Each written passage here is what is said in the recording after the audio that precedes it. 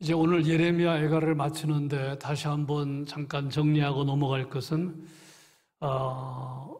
애가로 되어 있지만 슬픔의 노래지요. 엄밀하게 따지면 1장과 2장과 4장이 슬프다로 시작됩니다. 1장, 2장, 4장 슬프다로 시작됩니다. 히브리어로는 에카로 시작이 되는데 이거는 우리로 말하면 아이고 하는 곡소리입니다. 그러니까 1장과 2장과 4장은 슬픔의 노래입니다. 3장과 5장은 탄식입니다.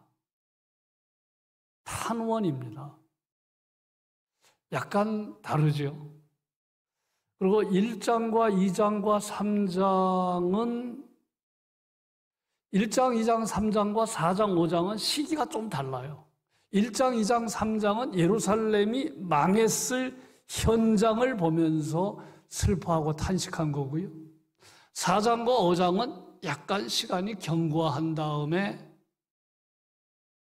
슬픔의 노래를 불렀고 탄식했기 때문에 시기가 약간 다릅니다.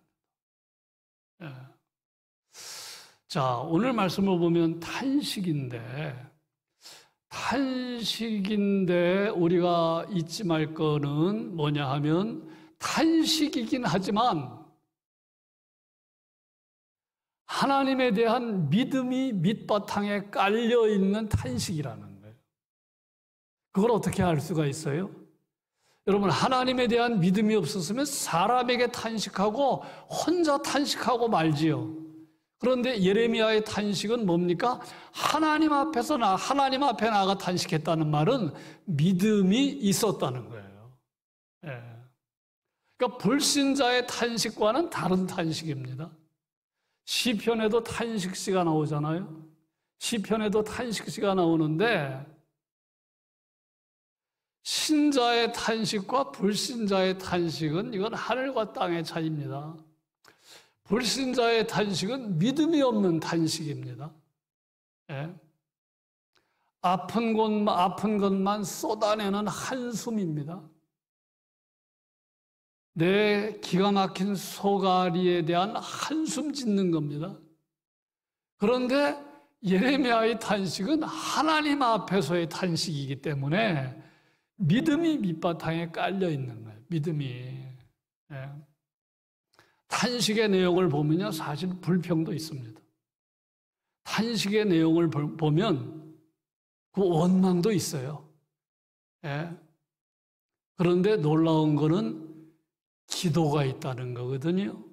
하나님을 신뢰하는 고백도 있습니다. 심지어는 탄식에는 찬양도 있습니다. 자, 죄의 고백도 있습니다. 이쯤 되면 이거는 믿음의 행위잖아요. 믿음의 고백이잖아요. 우리가 토요일 아침마다 주의 인자는 끝이 없고 그의 자비는 무궁하며 우리가 그 노래를 부르는데 그게 예레미야 3장 23절에 나오는 탄식 가운데 있는 내용이거든요. 3장 전체가 탄식인데 탄식 가운데 어마어마한 찬양이 터집니다. 주의 인자는 끝이 없고 그의 자비는 무궁하며. 예. 우리가 토요일 새벽마다 부르는데 그게 탄식 중에 나오는, 여러분 그것 이상의 찬양이 어디 있어요? 나라가 망했어요? 성전이 무너졌어요? 지도자들이 끌려갔어요? 기가 막힌 슬픔입니다. 그런데 주의 인자는 끝이 없고 그의 자비는 무궁하다? 성실하신 주님? 찬양이잖아요. 신뢰에 대한 고백입니다. 그래서 다시 말씀드리면 예레미야의 탄식, 시편에 나오는 탄식시, 어떤 내용은 원망도 있고 불평도 있지만 기본적으로는 하나님에 대한 믿음이 깔려있는 탄식이라는 것입니다. 자, 18절 보시면 탄식이죠. 우리의 마음에는 기쁨이 그쳤고 우리의 춤은 변하여 슬픔이 되었습니다. 네. 성전이 무너졌잖아요. 기쁜 일이 없습니다. 예루살렘 성이 파괴됐어요. 많은 사람들이 포로로 끌려가고 죽임을 당했어요. 숨이 변해서 슬픔이 됐어요. 기쁨이 그쳤어요. 탄식 분명합니다. 19절도 16절도 죄송합니다. 18절도 탄식이죠. 17절 18절 다 탄식입니다. 우리의 마음이 피곤하고 이러므로 우리의 눈들이 어두우며 시온산이 황폐하여 하나님의 영광으로 가득했던 성전이 무너졌잖아요. 시온이 황폐해진 겁니다. 여우들이 놉니다. 여우들이 논입니다. 논아이다. 예. 시적인 표현이지만 탄식인데 오늘 말씀 보면 이제 찬양도 나옵니다. 여러분 19절은 찬양이에요. 19절은 여호와여 주는 영원히 계시오며 주의 보좌는 대대에 이르나이다. 이게 왜 찬양입니까? 이스라엘이 무너졌어요. 유다가 망했어요. 그러나 하나님은 영원하시기 때문에 영원하신 하나님이 지금은 망했지만 우리나라를 회복시킬 수 있는 능력이 있음을 믿습니다라는 믿음이 깔려있는 거예요. 예. 19절을 잘 보시면 여호와여 주는 영원히 계시오며 예. 이건 찬양임을 알 수가 있어요. 신뢰에 대한 고백임을 알 수가 있습니다. 20절도 보세요. 20절. 이게 불평인 것 같은데 불평인 것 같지만 잘 보시기 바랍니다. 20절. 주께서 어찌하여 우리를 영원히 잊으시나이까? 우리를 이같이 오래 버리시나이까? 이 말은 무슨 말이에요? 버리시지도 않을 수도 있는데 우리를 영원히 잊지 않을 수도 있다는 믿음이 깔려 있는 거죠. 하나님은 우리를 지금은 잊으셨지만, 예? 우리를 버리셨지만 하나님은 우리를 다시 새롭게 하실 수 있는 하나님이라는 그러한 내용이 있기 때문에 이런 이야기를 하는 거죠. 하나님의 능력이 없으면 이 기도가 나오겠습니까? 예? 하나님이 능력이 없는데 왜 우리를 버리셨습니까? 이렇게 하겠어요? 그런 기도 안 나옵니다. 그러니까 하나님이 능력이 있고 하나님이 영원하신 하나님이심을 고백하는 그 믿음이 깔려 있기 때문에 하나님이 영원하신 분인데 능력이 있는 분인데 왜 우리를 잊으셨습니까? 왜 우리를 버리셨습니까? 예? 불쌍히 여겨주십시오. 회복시켜 주십시오. 그런 고백입니다. 22절은 번역이 좀 잘못됐어요. 22절은. 자, 22절 보세요. 주께서 우리를 아주 버리셨사오며 우리에게 진노하심이 참으로 크시니이다. 이 말은요, 우리를 아주 버리신 것처럼 하나님께서 우리를 완전히 버리신 것처럼 하나님의 진노가 큽니다. 이제 진노를 거두십시오. 그런 의미의 말씀입니다. 그래서 표준 세번역으로 보면 이 번역과는 완전히 의미가 달라요. 희망이 담긴 내용을 발견할 수가 있습니다. 여러분 21절도 보세요. 21절 잘 보시면 뭐라고 얘기합니까? 여호와여 우리를 주께로 돌이키소서 그리하시면 우리가 주께로 돌아가겠사오니. 자, 우리의 날들을 다시 새롭게 하사 옛적 같게 하옵소서. 하반부는 설명이 필요 없죠. 초반부 잘 보십시오. 이 말은 무슨 말입니까? 우리가 주님께로 돌아가고 싶은데 주님께서 회개할 수 있는 영을 주십시오. 회개의 은혜를 주십시오. 그러면 우리가 돌아갈 수 있습니다. 네. 우리가 흔히 듣는 이야기잖아요.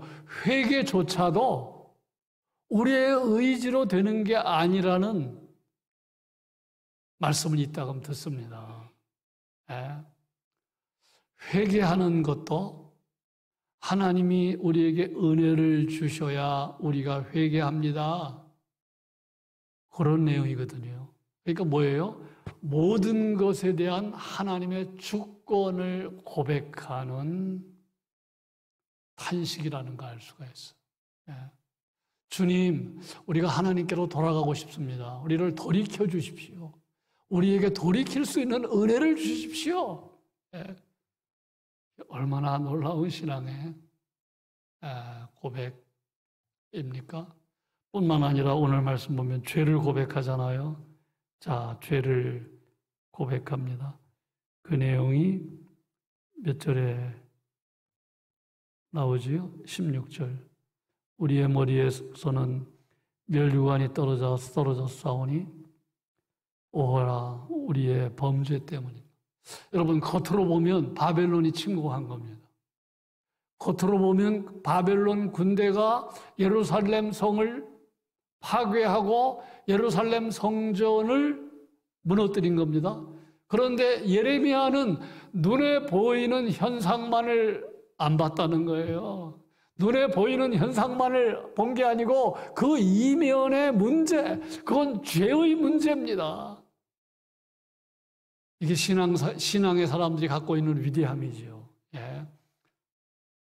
하나님 결국은 이렇게 나라가 이렇게 된 거, 예. 비참하게 된 거, 나라가 망한 거, 죄 때문입니다. 우리의 범죄의 결과입니다. 그런 고백이지요. 예. 100%는 아닐지라도 우리가 경험하는 대부분의 불행의 원인은 죄입니다. 예. 다시 말씀드립니다. 우리가 당하는 모든 고난이 죄 때문은 아니지만 우리가 당하는 모든 고난이 죄 때문은 아니지만 죄는 반드시 고난을 가져옵니다. 죄의 문제가 얼마나 심각한지 몰라. 뿐만 아니라 죄는 어떻게 된다고요? 15절을 묵상하다 보면 죄와 동행하는 건 뭐라고요? 죄와 동행하는 것은 기쁨이 아니라는 거예요. 죄와 동행하는 건 뭐다? 슬픔이다.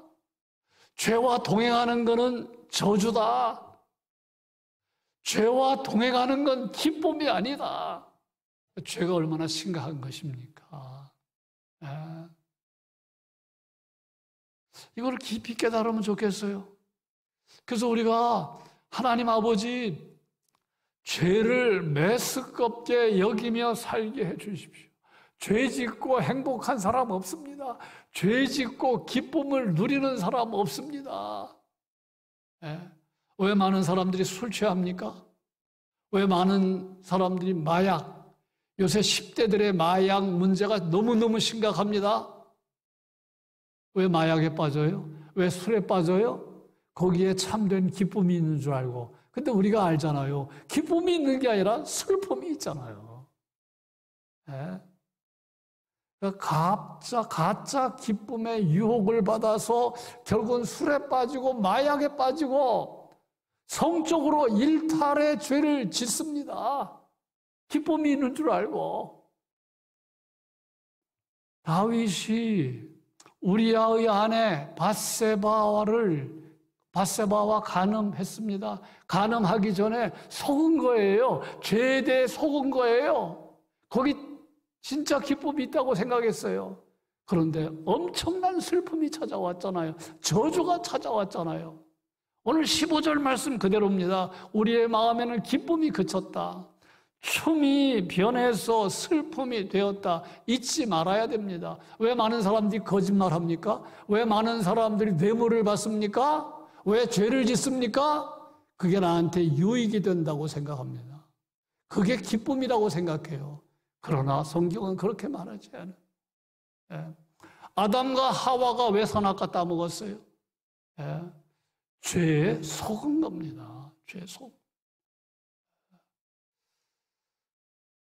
오늘 드릴 말씀 다 드렸어요. 예. 여러분, 죄와 동행하는 것은 기쁨이 아니에요. 슬픔입니다. 저주입니다. 예. 그래서 우리를 죄를 메스껍게 여기며 살아야 돼요. 죄를 경계하며 살아야 돼요. 죄에 속지 말아야 돼요. 죄 짓고 행복한 사람 없어. 그것을 생생하게 보여줘요. 그래서 우리나라가 안고 있는 여러 가지 문제가 있습니다. 경제 문제, 안보 문제, 뭐 여러 가지 문제가 있습니다만 가장 심각한 문제는 죄의 수치가 올라가는 거예요. 죄의 수치가 떨어져야 되는데, 하나님 이 나라의 죄악의 수치가 떨어지는 일에 교회가 역할을 감당하게 해주십시오. 그리스도인들이 역할을 감당하게 해주십시오. 기도해야 할 제목입니다.